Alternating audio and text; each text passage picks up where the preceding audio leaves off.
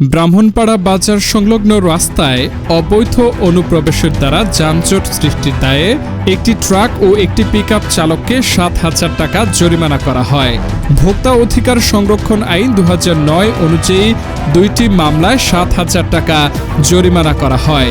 মাদকদ্রব্য নিয়ন্ত্রণ আইন ২০১৮ অনুযায়ী শশীদলের রেল স্টেশন, তেতাভূমি সহ বিভিন্ন জায়গায় অভিযান পরিচালনা করা হয়।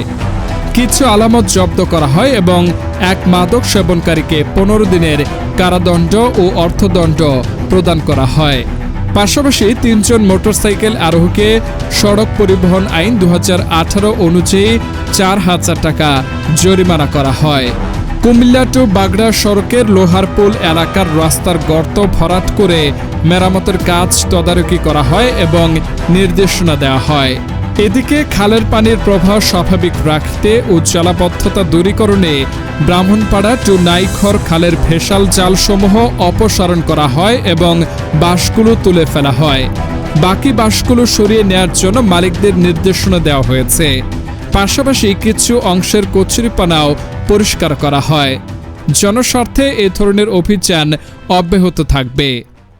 গোলাম কিবরিয়া, চ্যানেল HD24।